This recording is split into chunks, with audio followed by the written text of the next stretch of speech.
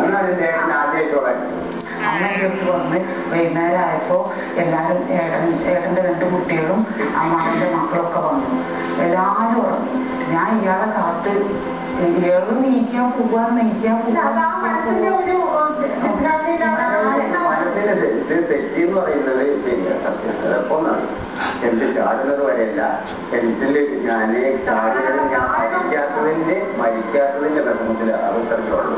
അതിന് മുങ്ങി മരിക്കാതിരിക്കുക. പക്ഷെ ഇതൊക്കെ കഴിഞ്ഞിട്ട് ഇവരോട് ചോദിച്ചു നീച്ചെന്തോന്ന് ചോദിച്ചു. അപ്പൊ പറഞ്ഞത് എന്താണെന്നറിയോ, കുറഞ്ഞ ലോകം ഒരു ഉറക്കത്തിൽ നമ്മൾ സ്വപ്നം കാണുക അതുപോലത്തെ ഒരു ഓർമ്മ മാത്രമേ ഉള്ളൂ. കിണറിന് കയറിയതിന് ശേഷം 1 മണിക്കൂർ കഴിഞ്ഞിട്ടില്ല. എനിക്ക് ശരിക്കും തലചുറ്റലുണ്ടായി. പിന്നെ കാണുന്നത് ഒരു വിഭാഗം ആൾക്കാരെ സ്നേഹം, ഒരു വിഭാഗം ആൾക്കാരെ എന്തോ എന്റെ മനസ്സ് മാറുന്നുണ്ട്. ചേച്ചി ഏട്ടനും 2 ആണുമായിരുന്നു. ഇതെല്ലാം 2 പേരും പറയുന്ന വേർഷൻ നമ്മൾ കേട്ടു. ആരോപണങ്ങൾ വളരെ സീരിയസ് ആയിട്ടുള്ള ആരോപണങ്ങളാണ്. തെറ്റ് പറ്റിയിട്ടുണ്ട് ശാന്തയുടെ കയ്യിൽ നിന്ന് എന്ന് ശാന്ത അതിനെ സമ്മതിക്കുന്നുമുണ്ട്. ഇത് നമുക്ക് ഇതിന്റെ കുറച്ചും കൂടി കാര്യങ്ങൾ അറിയാൻ വേണ്ടിയിട്ട് ഞാൻ ശാന്തയുടെ മൂത്ത ഏട്ടൻ, എന്റെ പേര് ചന്ദ്രൻ, അനിയുടെ പേര് We begin with a scene 1 meter wide, which we view from just 1 meter away. Now every 10 seconds we will look from 10 times farther away, and our field of view will be 10 times wider. This square is 10 meters wide, and in 10 seconds the next square will be 10 times as wide. Our picture will center on the picnickers, even after they've been lost to sight. 100 meters wide. The distance a man can run in 10 seconds. Cars crowd the highway. Powerboats lie at their docks. The colorful bleachers are Soldiers Field. This square is a kilometer wide, 1,000 meters. The distance a racing car can travel in 10 seconds. We see the great city on the lake shore. 10 to the 4th meters, 10 kilometers. The distance a supersonic airplane can travel in 10 seconds. We see first the rounded end of Lake Michigan, then the whole Great Lake. 10 to the 5th meters. The distance an orbiting satellite covers in 10 seconds. Long parades of clouds. The day's weather in the Middle West. 10 to the 6th, a 1 with 6 zeros, 1,000,000 meters. Soon the Earth will show as a solid sphere. We are able to see the whole Earth now, just over a minute along the journey. The Earth diminishes into the distance, but those background stars are so much farther away that they do not yet appear to move. A line extends at the true speed of light. In 1 second, it half crosses the tilted orbit of the moon.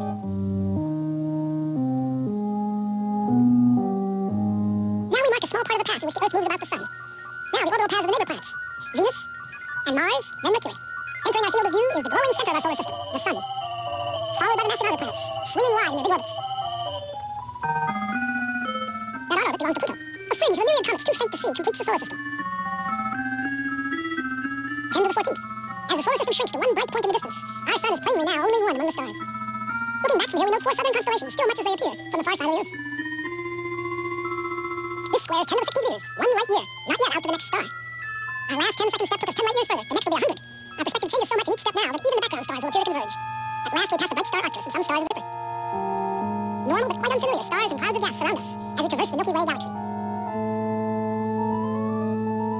Giant steps carry us into the outskirts of the galaxy, and as we pull away, we begin to see the great flat spiral facing us. The time and path we chose to leave Chicago has brought us out of the galaxy along a course nearly perpendicular to its disk. The 2 little satellite galaxies of our own are the clouds of Magellan, 10 to the 22nd power, a million light years. Groups of galaxies bring a new level of structure to the scene. Glowing points are no longer single stars, but whole galaxies of stars seen as one. We pass the big Virgo cluster of galaxies among many others, 100 million light years out. As we approach the limit of our vision, we pause to start back home. This lonely scene, the galaxies like dust, is what most of space looks like. This emptiness is normal. The richness of our own neighborhood is the exception. The trip back to the picnic on the lakefront will be a sped-up version, reducing the distance to the Earth's surface by 1 power of 10 every 2 seconds. In each 2 seconds, we will appear to cover 90% of the remaining distance back to Earth. Notice the alternation between great activity and relative inactivity, a rhythm that will continue all the way into our next goal, a proton in the nucleus of the carbon atom beneath the skin on the hand of the sleeping man at the picnic. 10 to the 9th meters, 10 to the 8th, 7, 6, 5, 4, 3, 2, 1. We are back at our starting point. We slow up at 1 meter, 10 to the 0 power. Now we reduce the distance to our final destination by 90% every 10 seconds. Each step much smaller than the one before.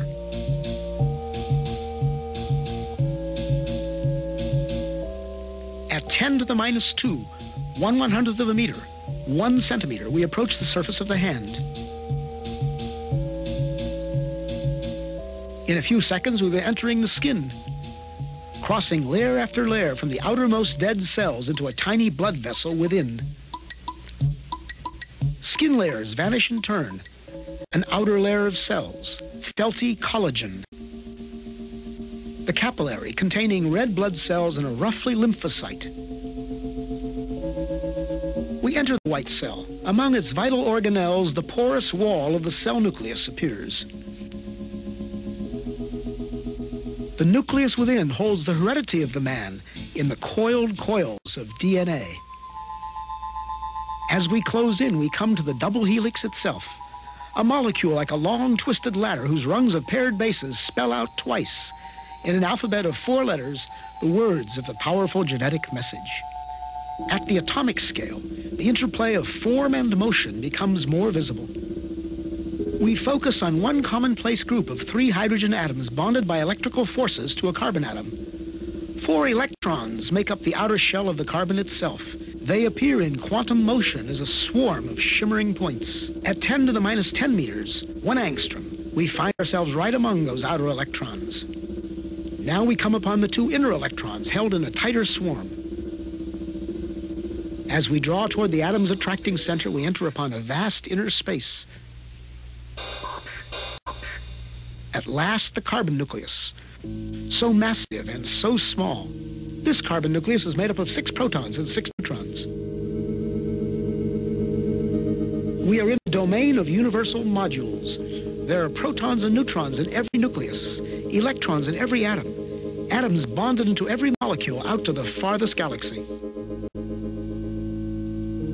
As a single proton fills our scene, we reach the edge of present understanding. Are these some quarks at intense interaction? Our journey has taken us through 40 powers of 10.